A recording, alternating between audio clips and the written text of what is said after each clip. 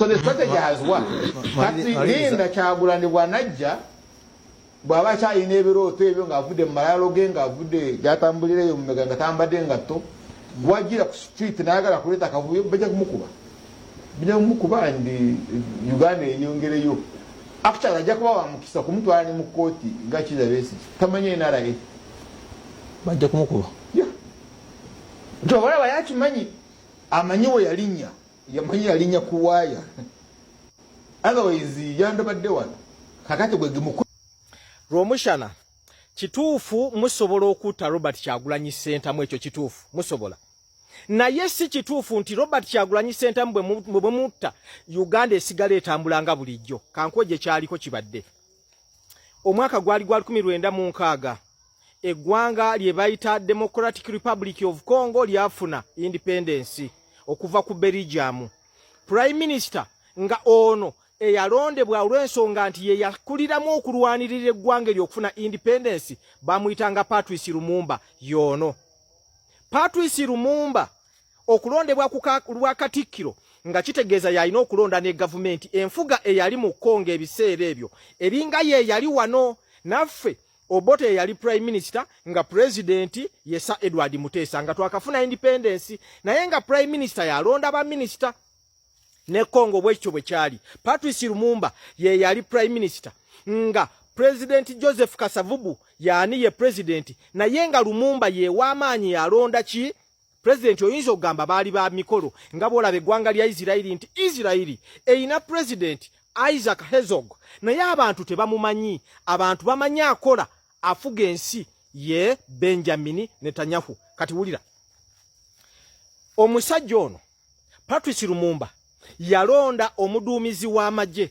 Kano Mobutu Sese Seko ebiseera ebyo 1960 atandiseewo gavumenti ye Kongo bwe yafuna independence ababirijamu balina ekitundu mu Kongo kye bayita Katanga basigalanga bakuma omuliro mu bantu beeyo beesale ku Kongo eyawamu olw'okubanga banyiivu okuba nti babagobye so ono okujja mu Prime Minister yatandikira mu lutalo lwakulemesa kitundu ekyekatanga abantu okwesalako bafuuke eggwanga ono kye yakola kya Lumumba kyakugenda mu nsi ya Russia asaba obuyambi okulwanyisa abayeekera abo ekyo kyanyiiza nnyo Abamerika ne bannaabwe Ababirigi olw'okubanga waliwo ebiseera ebyo olutalo lwa Cold War okiwulira ekyo America ne Belgium kwe kuwa amagezi Mobutu Kano akulira amagye awambe mukama we era Mobutu yakikola mu 1961 nga wakaita omwaka gumu Mobutu n'awamba ki n'ateekawo embeera mbu wakiri bateekewo ki Prime Minister omulala teyakoma okwo Mobutu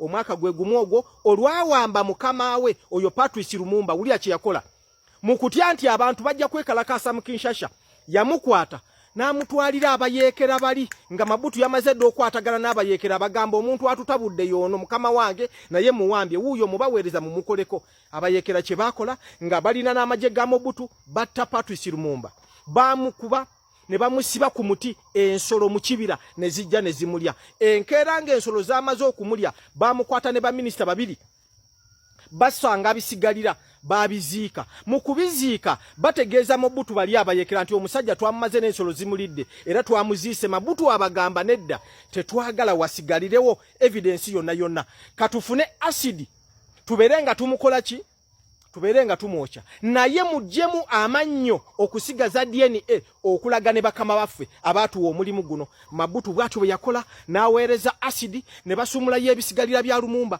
ne babiteeka mu acid ne wasigalawo linnyo lyokka 1961 waayita ebbanga myaka gyalinga 3 Mobutu y'omwoyo n'awamba ne president kwe kwerangira ku bwa president mu 1965 owulira ensi ne Katikkiro oli gwe yali yateekawo w'ekiseera ne bamugoba Mobutu ebyo byonna yabikola ng'amanya agenda kubeera mu buyinza w'amaanyi nnyo nga mwe bwe mulowooza naye wulira waayita emyaka 32 1996 Mobutu yava mu bukulembeze bamugoba abayeekera abakulirwanga Laurent Kabila taata wa Kabila ono yabadde yakavaako Mobutu bwavaako mu 1996 yaddukira mu ggwanga lya Morocco waita omwaka gumu Mobutu n'afa. Mobutu okufa nga bwe yabuzaawo evidence n'amalaalo ga Lumumba naye omulambo gwe tegwadda mu Congo baaguziika mu Limbo mu kibuga Rabat ey'abakristaayo mu ggwanga lya Morocco.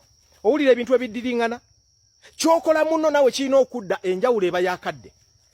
Eggwanga lya Congo Mobutu Sese Seko bwe yali wambanga baliyita Democratic Republic of Congo limaze ofuna independence. Abantu baamusabanga independence 1975 n'agamba nze ebya independence ebya democracy sibimanyi. N'akyusa erinnya okuva mu Democratic Republic of Congo n'alifuula Zaire. Kabila bwe yajja nga wayise emyaka egyo gyonna yazzaayo erinnya okujja mu linnya liri Mobutu liyajjawo erya Democratic Republic of Congo 1997.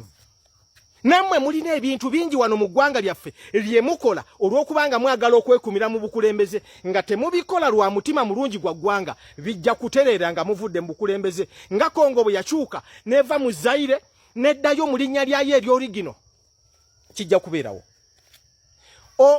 Congo juzi wano nga president ono aliko Tshisekedi azze mu buyinza mu 2022 nge celebrating emyaka 61 kasookedde efuna independence. Ekikulu omuntu asinga okuba w'amaanyi mu ggwanga eryo ye Lumumba. President Tshisekedi yagamba nti no ekirabo kye tusobola okukolera eggwanga tetusobola kubeerawo bwe tuti nga taata w'eggwanga lyaffe talina malaalo. Baanoonya erinnyo lye bajja mu Lumumba nga bamutta ne balireeta Congo neerangirira olunaku public holiday ku independence eyo okumala wiiki namba nga bagenda kuziika mu butongole omubiri gwa Patrice Lumumba naye nga baziika bwalinnyo lye erinnyo limu. Owulira ebyafaayo bibeera obiwulira naye nga Mobutu yattanga Lumumba n'okumusaanyawo nga tagaladde mubiri gwe gubeere ki tamanyi naye balimuziika kuwa balimuziika Rabat. Bino ebintu gyebiri buli kye mukola kyonna kirina okubaddira ffe tuli mu byafaayo. Nze nagamba Henry Maganda Matiya ky'olootudde kankuwenga ebyafaayo gwe ali eyo nnyambe kimu tambuza ebyafaayo bino bizeemu abantu baffe amaanyi. Mobutu mu kukwata n'okutemula Patrice Lumumba yalowooza naye nga mmwe nti ajja kumutta ensi esigale bulungi. Sivowo oba olutalo lw'omunda olwagwawo mu Congo ebiseera ebyo mu 1961 lwafiiramu abantu 10,000. Kati gwoyasama mu bubwonga lw'omushana mu bujega nti ojja kutta Kyagulanyi mbwe ensi esigale nga bulijjo. Never. Owulira kino? So bino byonna tubibawo ebyafaayo. Nzo ogwange gwakuwa byafaayo otegere nti buli kyafaayo kyonna kiri ku ludda lwaffe. Buli kyafaayo kyonna Lumumba yali musajja w'amaanyi nga Kyagulanyi bwali ow'amaanyi kati. Okiwulira ekyo?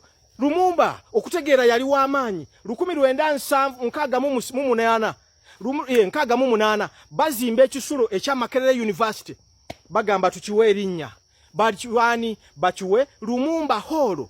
Olaba omusajja nti yali w'amaanyi. Ekibuga Kampala kizimbiddwa bakiwadde oluguudo Lumumba Avenue yoyo omusajja gwe bajjukira nga Kyagulanyi bwali kati. Martin Luther King omusajja Omumerika amawulire we gafuluma ag'okutemulwa okwa Lumumba yayogera ebigambo bino. Lumumba was not killed because he was violent, but he was killed because he was honest. Nti Lumumba teyattiddwa lwakubanga yabadde wafujjo, yattiddwa lwakubanga yabadde wa mazima. Nammwe bwe mutta Kyagulanyi temugenda kumutta lwakubanga wafujjo. Tukimanyi n'ensi ekimanyi mujja kumutta lwakubanga ayagala emirembe era wa mazima. Okiwulira ekyo? So ebyo bisitole bye mwogera ebyo ebyokumalamu amaanyi nedda ebyafaayo nze ngenda kubibaleeteranga kyafaayo ku kyafaayo. Ono ye Patrice Lumumba kati gwe tulina. Mwamulabye nga ali mu Capitol Hill. Okimanyi kitegeeza omuntu okubeera Capitol Hill mu America. Nja kujja wano nkuwe programu ekusomesa Kyagulanyi we yabadde ku Capitol Hill kitegeeza ki. Kati bw'oveeri n'owuliriza abasajjasajja abo oyo Kasiya mumperezenga vidiyo ezo nze mbakolera ebyafaayo byogera ki. Gwe kasitola ba video mbuuza Maganda ebyafaayo byogera ki kwono esimu yange kweri buli kimu kyonna ate kye mbasaba bambi genda ku YouTube nkusaba subscription. Nkusaba subscription really mwagala kungamba nti nze ebigambo byenjogera bino temuli makulu. Hene maganda Matia Cholo tudde tambuza video.